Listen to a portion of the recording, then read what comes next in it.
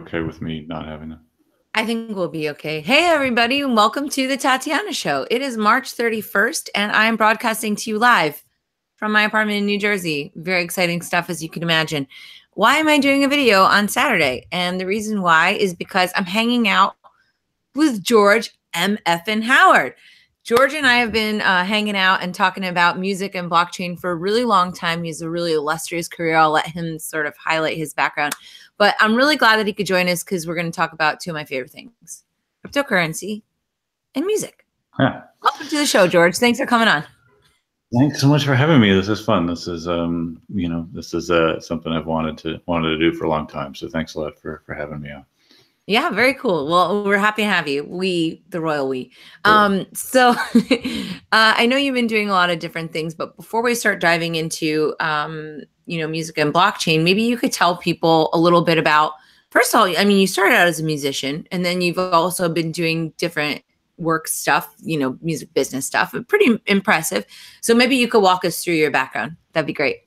Yeah, sure. I'm happy to. So, I aspire to pretty impressive, right? I'm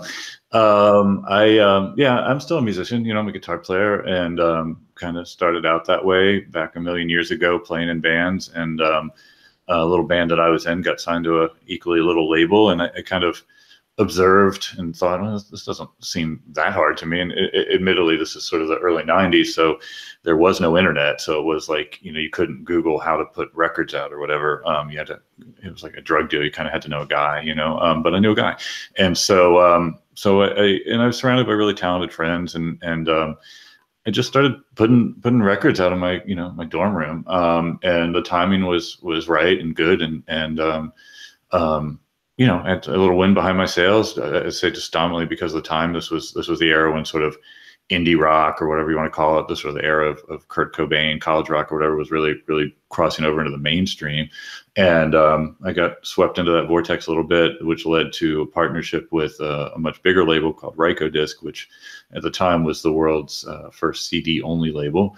And that's sort of a through line in my career. Like, it's easier to look at these things sort of in reverse, or into the rearview mirror. But, I tilt towards tech and art. There's some combination. Like when I focus on those things seem to work out for me. So, in any case, I ended up running that label, Rykodisc, and that was sold to Warner in 2004. How old were you at this time? Because if you're just out of college and doing the music, well, no, I mean there was quite a gap. I mean, I ran my little label under the Ryko roof for a while, and then I was like 30 when I was young. I was too young, to be quite honest, but I was promoted up to run the label at a too young age probably. But I did it, and I did okay.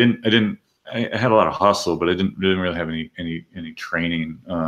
So after we sold the label, I determined that I did want to get that training. I became an entrepreneur in residence at a college down in New Orleans, Loyola, and where I taught in the business school, and but I was able to take courses down there too. So I enrolled in the JD MBA program. So I got my law degree and my MBA, which was a way to try to put some put some meat on the bones of my experience, right? Just to try to tie together. It was a good move. It's hard, but it was a good move. And at the same time, I co-founded another company called TuneCore with Jeff Price, which is dominantly, it's Jeff's company, but I helped him sort of get it off the ground and did a lot of work on that for a lot of years, a lot of different ways. And I'm proud of that. That was, again, one of these technological motives, almost as much as anything else, where it was like, okay, how do we disintermediate? How do we use this new technology, which at the time, 2005 or whatever, the new technology was still kind of the internet. It certainly, the internet's been around since 1959, but the sort of www layer and the emergence of social media and stuff was another thing I gravitated to. And then I was managing artists. I was managing Carly Simon at the time, and composer Mark Isham. And how did that happen? There's a lot of, I don't want to interrupt your story, but there's a lot of little interjections. How did the whole Carly Simon thing happen? I'm a big Carly Simon fan since I was a kid. Yeah, she's amazing. Well, I mean, it was well, it was a bunch of things. I mean, it was, you know, just being in the world and doing the business. And then, I mean, I guess the real answer is, at the time I had a place in Martha's Vineyard, and so I got to know her kind of as friends or whatever. And then she needed someone for some really specific needs. I've never really thought of myself as a manager. When you run a label, you kind of by default become a manager. So it was something I was familiar with. And yeah, I mean, she's an icon. It was a real honor. But she had some specific needs that I was able to address. But in no ways was she a sort of traditional management client. Dominantly because she doesn't tour, you know. So it was a lot of advising stuff. And same with Isham, just this incredibly brilliant composer. So you can, you know, management you can define a lot of different ways. But the observation I had kind of in the, you know, 2007 time, which was really the dawn of social media, was that, you know, all these skills that I had sort of taught myself to try to get through the music business, succeed in the music business, were really applicable and fungible or whatever to other businesses, other industries. And so I kind of came up with this thesis that's been the driving one for me for a really long time since then, which is sort of the music business is, as I say, like a canary in a coal mine. It's sort of as goes the music business, so goes other businesses. And there's a variety of reasons, other industries, variety of reasons for that. But it's a useful sort of lens, and that led me to do work with a lot of non-music clients through my consulting firm, whether it's CVS Pharmacy or Intel or National Public Radio, or, you know, I mean, I've got lots of clients right now that don't have anything to do with music, and I like that. You know, my heart, my soul, my passion is art and music, but there's a nice sort of, I don't know, I think the music business can get a little echo chambery, and also you have a lot of people who have been in the music business their entire careers. And I think you need, I mean, it's I don't know, first rule of thermodynamics, you know, entropy, right? I mean, like closed systems kind of fall apart, you know? And so I try to keep the system open and keep sort of extra energy coming in. In any case, moved back to Boston in 2011, now teach at Brown and at Berklee College of Music. And then, you know, have started a bunch of companies in the interim. Music Audience Exchange, which is, you know, sort of designed to do for brands and artists and radio what TuneCore did, disintermediate. That's based in Texas and is really proud of that. Doing good work, growing like crazy. Working with a company called Riptide Music Group, which is a cool publishing company. I'm there. Titles are so stupid, but they gave me the Chief Innovation Officer title, you know, just keeping busy with lots of things, but it's always this through line of art and technology, and I think, you know, as humans we try to find purpose, right? You try to find that thing that gives you meaning, and then if you're lucky, you know, your work is just natural byproducts of that. So for me, teaching and entrepreneurship and law and, you know, it's all of the same thread. And you know, in 2000, I don't know, what year was it, Tatiana? I mean, you know, 5 years ago or so, like, you know, Bitcoin was sort of emerging out of the you know, shadows a little bit. It was still deeply in the shadows for many people, but I was interested in that just as sort of a technologist, but I was much more interested in the underlying substrate, the blockchain layer. And, you know, I guess that brings us somewhat to the main topic, and we can take it however you want. But the same impulse for me that I had, you know, coding on a Commodore 64 and making little music programs when I was 11 or 12, or starting my own label, or starting TuneCore, or starting Max. I mean, there's always this through line of tech and art. And so blockchain was just a really, again, like I said, just a real natural byproduct. It doesn't, I'm over or frustrated. I don't know that I ever was there. Like the fetishization, if that's a word, of blockchain. I don't understand that. Like I guess it's just got sort of a good name, but it's just tech, you know. It's no different than any other tech. It can be purposeful or not, but it's interesting to me how it's sort of become this thing. Anyway. Right. Well, you know, there's a lot to take in there, but one of the things that you didn't mention was what you've been doing with your blockchain stuff. So now you've been writing articles for Forbes, and now you've got a book out. This isn't your first book, but what is it? Let's talk about this book. I want to talk about your other books because I also think that that's pretty cool. But I have one of them. I don't know if there's more than one. Anyway, tell me about this book, and you did a compilation, right? Yeah, so I mean, the book is called Everything in Its Right Place, and I'm fortunate enough to know and work with sort of the Radiohead team, so I got the okay to use that title. And the subtitle is how blockchain technology will lead to a more transparent music industry, and it as you say, it grew out of. I'm lucky enough to have a column in Forbes, and they kind of let me write whatever I want, as long as it sort of straddles music, business, technology, whatever. So, for me, I think better when I write, and I'm lucky because of the column. I can get people that otherwise maybe wouldn't talk to me, who are certainly a lot smarter than I am, to talk, just because of we get to be in Forbes, I guess. But whatever. So as I got more interested in this thread of, well, how might blockchain relate to music? Because I mean, I just saw Bitcoin as it's just software, and it's software that has a real need to be sort of tracked and sort of codified.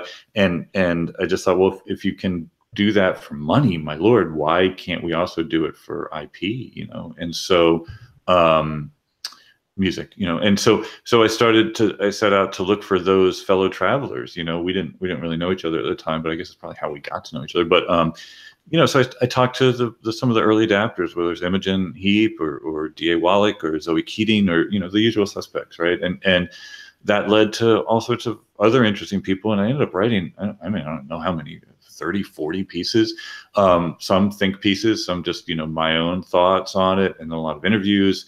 And I tried to cast a wide net just beyond sort of artists, but talked to venture capitalists that also had some interest in art. So Bill Tye, did a bunch of interviews with him, and Andy Weissman from USV, Ryan Leslie, the really amazing sort of hip hop guy and entrepreneur himself. So it's really like a travel log. It's I mean, obviously I'm not going back and rereading it now, but through the editing process, there's a nice sort of through line about how the thoughts evolved. And then obviously I wrote an intro and just tried to sort of sum up, kind of where we are now. And I mean, the books are dated the moment you finish them, but I think it does provide sort of an interesting kind of overview of the early development of blockchain and music, blockchain generally. We're at, Bezos is fond of saying kind of day one of the internet or whatever. We're kind of at like hour one of blockchain, probably. So where do you think that things are going? You're saying that this is a culmination. Where do you think we are in 2018? The markets are a little bit down. So, we're going into Q2, I guess. So what's going to happen? Where do you think things are going? We work together on token.fm, and there's some music angles, but what about the whole industry? I want to get into music thing, but where do you think the industry itself is going? What are you most excited about? Well, look, I mean, I think so, there's a sort of theory. It was originally called the Lindy effect, and then Nassim Taleb sort of built it out in his book Anti-Fragile. And the idea is that certain things, certain technologies, certain people, I guess, certain whatever, will not only be able to sort of survive threats or attacks or whatever, difficulties, but will get stronger from them, right? So the whole theory of anti-fragility versus fragility is some things, will sort of withstand difficulties, challenges, and Taleb calls those robust, right? You can just sort of, you don't necessarily get better or worse, you sort of weather the storm. Things that get killed by difficulties or challenges, he deems fragile, right? So like a strong gust of wind will blow them over. And then the third is anti-fragile, and the theory behind that is that not only will you withstand it, but you actually get stronger from it. So if you think about like Ethereum or something, or the Bitcoin blockchain, where in the early days it was undoubtedly fragile. I mean, there were definitely times where I think we all thought this just may go down, right? It may not work, it may not last. And then it sort of got robust. It was like, well, okay, maybe it'll stick around. Now I think you can make a pretty plausible argument that we've sort of entered anti-fragile land, where like if you look at code exploitations, if you look at Mt. Gox, if you look at all of the things that have potentially could have brought things down, certainly a theory to say for blockchain tech generally that no, it's actually making it stronger, because so if there's some code exploitation that happens and you patch that, it's not a straight line. Okay, we fixed that, we don't have to worry about it. It tends to have this sort of linear, trajectory where it's like, oh, well, now we're multiple times stronger because we fixed that code exploitation, or because we weathered some Mt. Gox thing. Like that, not only will that not happen again, but other like things won't happen again. So my dominant thesis on blockchain tech generally is that we've kind of landed in the anti-fragility land, but music and blockchain, I think we're deeply fragile. I can sort of detail my reasons if you want, but there's a handful of reasons that make music apparently more challenging as a blockchain application than others, and it worries me a lot, because I'm obviously a true believer. I believe that blockchain and music can really have great impact and great benefit for artists, which is all I care about. I'm not the slightest bit institutions. But the market is being kind of signaled, and yeah, the recent sort of downturn in crypto generally doesn't help, but the market is certain kind of signaling to investors or others that maybe blockchain and music just won't work. And that's distressing. Why do you think that the market is indicating that? Because I haven't really seen any music products out there. I mean, there you go. I mean, so that's my point, right? So I'll just ramble on it for a minute. I mean, there are kind of like four main reasons why blockchain and music projects are failing in the way that they are, or non-starting, right? The first is that a lot of entrepreneurs who are deciding to tackle music using blockchain tech don't have a good foundational understanding of the music business, in particular copyright law, right? So whereas blockchain is succeeding really well in sort of single element sort of tracking, right? Supply chain, land title, those types of things, right? Where blockchain is very, very good at that, creating sort of immutable records and watching things sort of go from one party to another, and okay, well, we shipped something here and it was signed for there, and then and that's great, banking, whatever. But the music business doesn't operate that way. I mean, at inception, a song will have two copyrights, right? It'll have a copyright for the composition and a copyright for the sound recording. Maybe they're owned by the same person, but a lot of time they're not. A lot of time it's the writer that has the composition and the label that has the sound recording. Sometimes you got multiple writers. And so that in itself can be a real challenge for systems generally, and certainly systems at the place that they are now. It's also very hard to get licenses. So for instance, if you're a blockchain startup in the music space, and you're like, okay, well, we want to get these songs and put them on a blockchain. You may not have the rights, right? I mean, you may, one party might say, well, sure, but then there's another party that you also have to say yes to, or has to say yes to you. And a lot of times they won't, right? And particularly at the major labels and the major publishers, they're not the slightest bit interested in this. So you can't get the data set. So that can be a problem. The second and sort of related problem is that the sort of state of the art when it comes to smart contracts isn't that great right now, right? Or it is what it is. But a lot of people think that a smart contract can just do all this magical stuff. Smart contracts just an if then that set of rules, right? If something happens, it'll trigger another action, and that works really well if it's a binary, if it's an on-off type thing. It works not at all if it exists in some sort of gray stage. In other words, if it's like if then and this and this and this then that, and so people trying to use blockchain or smart contracts to sort of tackle complicated rights issues, derivative work. So derivative is like a sample. So we want to use blockchain, and we want to track, we want to license songs with samples in them. And so, okay, well, first you got to make sure you've got all the licensable elements of the song. Then you have to say, all right, well, somebody wants to license the work. So the sound recording owner has to say yes. The person whose sample is in it has to say yes. The publisher has to say yes.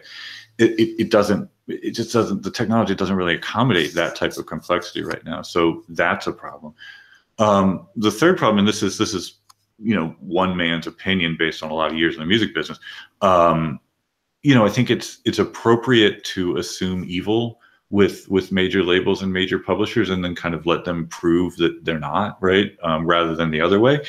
And particularly when it comes to new technology, I mean, there's no disputing that labels and publishers have not really adopted technologies at any great rate of speed, because they tend to fear it, right? I mean, it's not disputable. You can go back to piano rolls, right?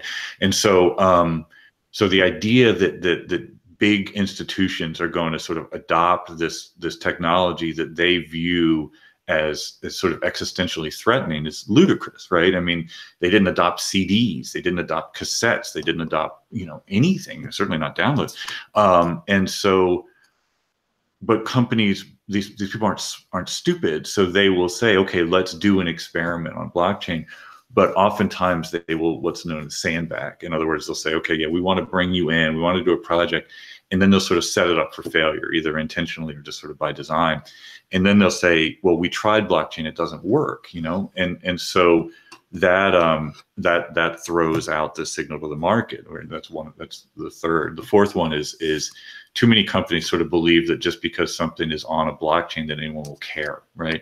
So just because you've got a music service or whatever that's got some blockchain component, so what? The customer doesn't care, right? And so you lack what's known as network effect. You lack the ability to sort of have a two-sided market that gets you know, more valuable because of more participants. So, you know, so those four things combined, to my mind, sort of both answer your statement of or speak to your statement of like why you haven't seen any, and then also my belief that we're just signaling really sending a bad signal to the market that just won't work. So all of my projects on the blockchain try to come at things looking at those four problems and not making sure that we don't do those things, avoid those problems. Okay. I don't agree with everything to a certain extent, because I don't know if you need the infrastructure in order for it to be useful for an artist. So for people who are listening, you know, me and Adam, we created Tatiana Coin back in 2014. And the way that I approached it was, this is for me and my fans, right? So I didn't really care about the network effect as much, because as long as me and my fans were connected, we're great. The network effect was also beneficial, but the exclusive arrangement between us was what I found valuable. Now, platform, right? You're not. This is exactly what I'm getting to. So when we created Tatiana Coin, I realized, oh wait, you actually need a platform to do this. And so what we've run into was some of the copyright issues that you were mentioning, and then also, which is probably more preclusive, is the lack of clarity with the SEC. And is an artist coin, you know, really going to end up accidentally being a security? And then we as a company, we're all, you know, selling out the artists down the river. We don't want them to go to jail. Yeah. Certainly not the point. So it's a very precarious environment. But I guess that's the only place where I would push back, is that, you know, the industry itself maybe doesn't need it. But if people can create solutions, the artists need stuff like this, because I think that they can make more value out of what they have already by digitizing it. But I don't know. I mean, we have a lot of different options on the table. It'll be interesting to see how things play out.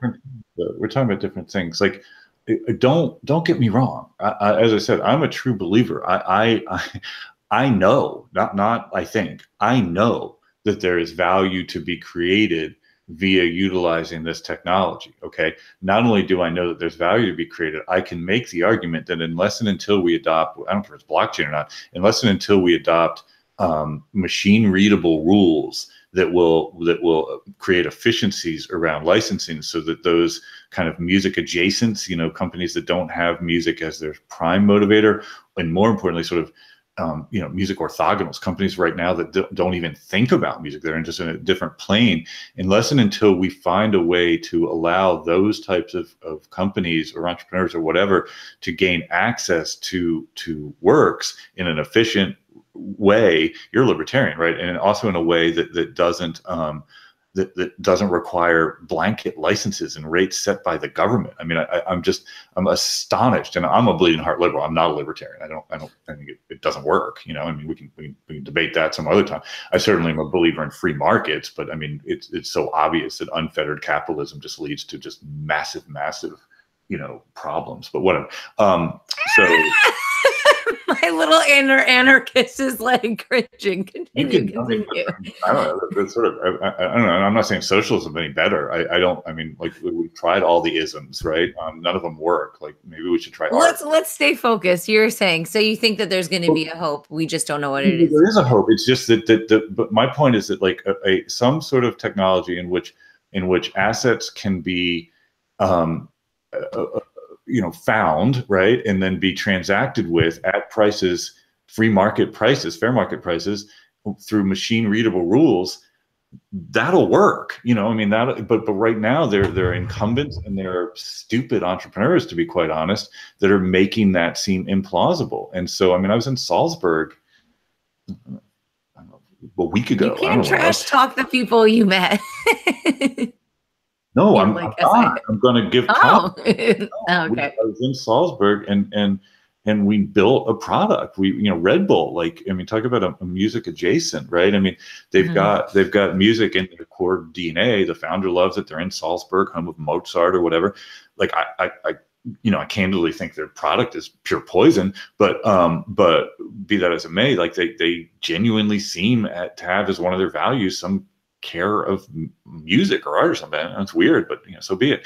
But no, we built a product, and the key was to look at the challenge or whatever opportunity through that lens of those four things that I just said. Like the first thing I said was, when we're trying to tackle this thing, was we have to start with a data set, with a group with a collection catalog of works that's licensed by a single entity. Like they have, if you don't have, it's a non-starter. It's just a non-starter. If you say, okay, well, we've got 1,000 or 1,000,000 tracks in the system and there are multiple parties, it won't work right now, right? So fortunately, Red Bull has that. They've got tracks that they own and control and can do with what they will, right? And so then we were able to create efficiencies around that and build off of it. And we didn't have to go to some major label or whatever. I mean, can you imagine? It's like, there are ways to do this. And we built something that actually works. It's, I was at South by, I'm not going to trash talk anybody in particular, but I'll trash talk the kind of state of the blockchain world generally. People don't know what the fuck they're talking about at this point. And in 2018, that's annoying, right? And it's inexcusable. And like I moderated a bunch of panels, I did a bunch of shit, and I walked away from South by 2018 feeling like we had done nothing to show signs of life beyond what with 2017. It's like, what are we doing? And I moderate these panels, and like I would just sort of beg the participants to explain in plain English what their product is, what problem they're solving, and why they need a blockchain to do it. And you should have heard, and it's just like, and eventually the audience like got it. There's nothing there. And again, I won't name names, but there's just nothing there. It's just maybe they'll. I mean, it's okay. I'm an entrepreneur. I mean, you're always sort of skating to where the puck is or whatever, going to or whatever, rather than where it is. But at a certain point, you have to ship. You have to put a product out there and smoke test it. Maybe it'll work, maybe it won't. You do. So what do artists do in the meantime? So you wrote a book to help artists how to get signed. Do artists even want to get signed? What? Isn't that what you told? That's like saying over there, getting signed or something, right? I don't know What's the book about? The book that you wrote, your music book for artists. That was 1,000,000 years ago, and I hate that title. And the publisher made me say that title because I think getting signed is always the wrong thing to do. Oh, okay. Because I was like, did I get the title wrong? You're like, what's that book that you're talking about? The title, I wanted it to be called An Insider's Guide to the Record Industry, which I think is a fine title. It's probably too long. But they said, well, but that won't sell. I said, well, it will. And they said, well, stick getting signed on it. Whatever. But it's actually a good point. Like, yeah, that's what artists think. They think that is the ticket to the promised land, and actually, I don't think it is. Artists, everybody wants somebody to make their life easier, and everybody wants somebody to tell them they're great. I mean, like we all want that. We all want somebody to make our lives easier, and we all want somebody to tell us we're great, right?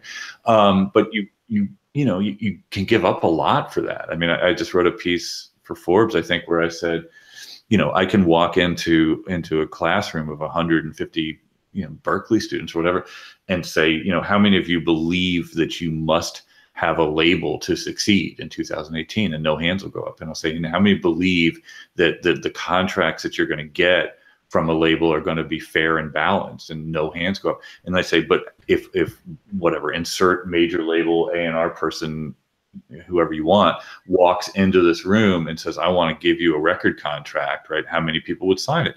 And 2/3 of the hands go up, right? And it makes all the sense in the world. It's because these artists have spent their life as outliers, as artists are, right, and not getting any type of real validation, and they want desperately to be told by somebody that has credibility that their work is good, so that they can then say, hey, Mom, all those years and all that shit that I went through and never getting any sort of validation, I'm a real artist now, right? Because I'm signed to Universal or something, right? And the labels know this. The labels 100% know that what they're selling right now is not a service. They're selling validation. And that's why these deals will never change. Why would they? So I'm done, and there's so many things there to take apart. But one of the things that really resonated with me was the need for validation, and something that I realized. So my entire life, all I want to be is an artist. It's like since I was like 3, and I went to this show in Hotel Cafe in LA. And I remember years ago when I was hitting the pavement and slaving around trying to make something out of my music career, thinking that Hotel Cafe was really like the pinnacle for a singer-songwriter visiting LA. And I went and I saw it, and I saw somebody performing, and the whole place was packed. It was a really busy night. And I looked up on that stage and I was disgusted. And I was like, God damn it. I felt so grossed out by the prospect of, like, I could sense how much they begged for acceptance from that stage. Please love me. Please accept me. And I couldn't care less. And it was such a weird feeling, because all my life, that's been the most important thing to me. And now, because I have blockchain, because I've built all these other purposeful things that I have gotten, I guess maybe I'm getting my validation in other ways. But I'll tell you something, the music industry to me, and that begging from people to give a shit from the stage and playing for 50 cents, maybe if you're lucky, screw all that trash. It's a slog. So artists, but you know what? They gotta suck it up, and they've got to do something different. Because then you look at shows like American Idol, right? And which is, to me, the death of music, as well as Britney Spears, two vying for the title. So I know people like singing contests and stuff, but I did one of those. And, when you look at the contract that they give you, it's the worst contract on earth. And everybody's celebrating these artists, being like, oh, they're so good. Stop being so negative. You're just miserable. It's like looking at like prostitutes and being like, they're so hot. It's like, yeah, they're prostitutes. And they have to, you know what I mean? Like, these people are not going to get fairly compensated. I'm glad that they have their dreams and they want to fulfill them really easily on a TV show. But it's such a complete misrepresentation of what being a true artist or even a musician is. It's just, it's really frustrating, and I'm glad that I'm not like yoked into that matrix anymore. Yeah. I mean, a lot to unpack there. I mean, I mean, look, I think that purpose. I mean, that was the word that resonated for me. I mean, so much of my work and is trying to help companies make sure that they're leading with purpose, not product, right? There's a big difference. And product can and does, and particularly today, gets commoditized. And by that, I mean, it gets, if you do something, that the market likes, your competitors are going to do the same thing, and then your only competitive advantage becomes price, right? So, I mean, if you look at, I kind of couldn't believe it, like when Jimmy Iovine left Apple recently, he said, well, there's just no differentiation between these music streaming services. It's something I've been saying for a real long time, right? Where you really can't differentiate between the Apple Musics, the Titles, the Deezers, the Spotify's or whatever, and so because of that, what you're left with is a race to the bottom with pricing. And so if you've got Apple and you've got Google and you've got Amazon, none of whom have as their core sort of economic imperative making money off of music, they're going to drive the price of music to zero, because it's just a loss leader for everything else. But that's been happening in the music business forever. I mean, arguably the last time well, I mean, music has always been and still is a very purpose-driven art form, right? We make music because it's sort of an external manifestation of an internal value. We love music from artists because it makes us feel better about ourselves. It connects with us emotionally. The record industry, however, sort of, in the 50s, they saw that music could become purpose-driven, right? That people were galvanizing around Elvis or whatever. And of course, Elvis stole, as all things have been appropriated from African-American people of color, all those rhythms, rock and roll. Elvis did not invent that, right? And it was Little Richard and Slim Harpo and Ike Turner, whatever, people of color. And back before that, African tribal rhythms, whatever. But it gets, and this is the right word, it gets whitewashed and sanitized. And so still it was very purpose driven. It was something that was galvanizing people. And then you get the sort of songs of protest and Bob Dylan and all those movements, all the way up through the South Bronx in 1979 and DJ Kool Herc and Grandmaster Flash and disco, which was the purpose of the LGBTQ community, and punk rock, which was the purpose-driven music of sort of Thatcher youth and stuff. But then the record label said, well, no, we're not selling that anymore. We're going to sell product, right? We're going to take this purpose, we're going to commoditize it, put it in a box. And they started selling packaging, right? And you take a purpose-driven thing, you make it onto a CD, and you put it in a box, and you charge $23. This was what CDs were when they came out. And then you convince the customer that what they're buying is not the art, it's not the music, it's certainly not the purpose, it's the packaging, it's the box, it's all the accoutrement. And then in 1999, along comes Napster and Sean Fanning, and essentially sets music back to what it was, which is information, sharing these things without the packaging. But then, of course, the customer goes, well, you've convinced me that I'm paying for packaging. Now the packaging's gone.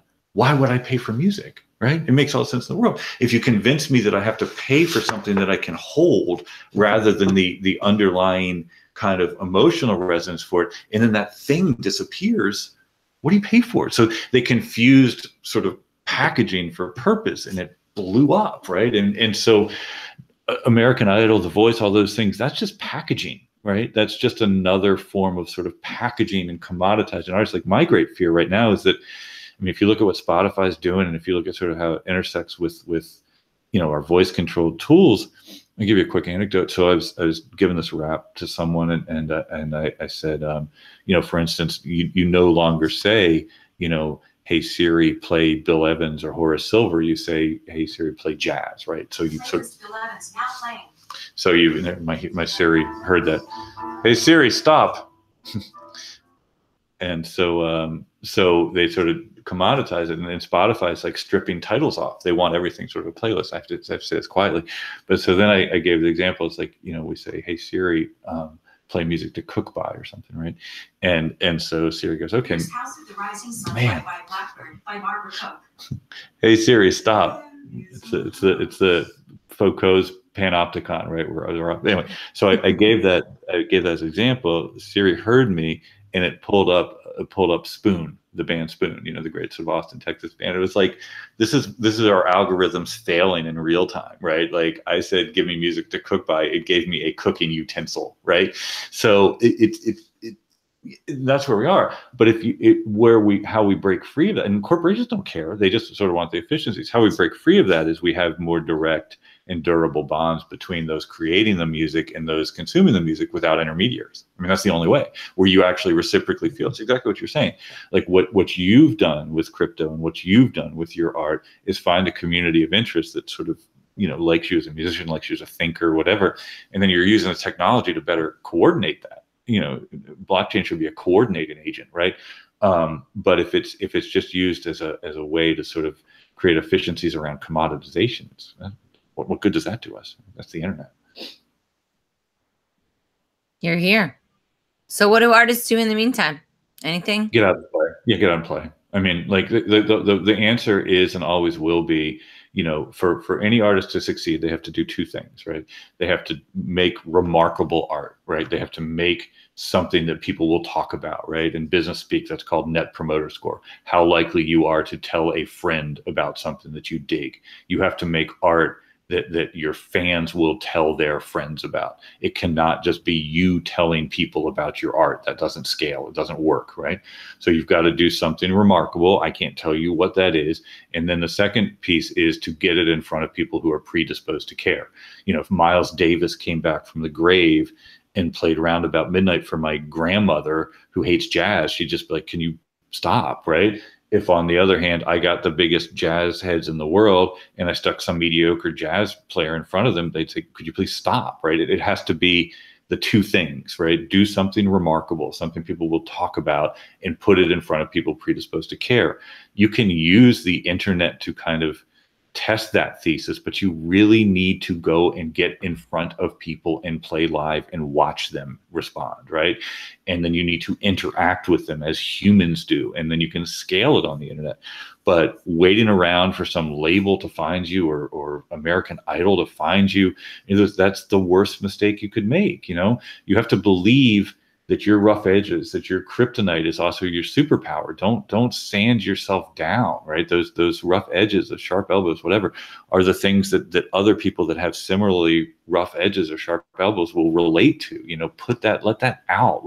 Let your freak flag fly. That's hard to say. And then watch and measure and you know, don't worry about a label. Find a manager, call them whatever you want. Find a friend, find somebody that you love, that loves your work and like makes as their job, goal, purpose, whatever, to get more people to know about this thing that they love. You don't need a label to do that. And by all means, use whatever technology you can to facilitate that. Technology, as Jim Collins says, is an accelerator. It can accelerate you up or down, right? Depending on how you sort of plan for it. There's a lot of interesting things going on in the blockchain space, but it is by no means some magic pixie dust panacea that will cure everything. It's just a tool. You know, I'm fond of saying that we'll know blockchain has become adopted when people stop talking about blockchain, right? Because then it's Clark's law, right? Any sufficient technology is indistinguishable from magic. So it needs to get to a place where it's like, well, I don't know what happened, but it's cool, right? I mean, people don't talk about the HTTP IP protocols anymore. They just use the internet, right? Right. Cool. Well, I like all this. This has been a really, really fun way to spend a Saturday. But what if people want more?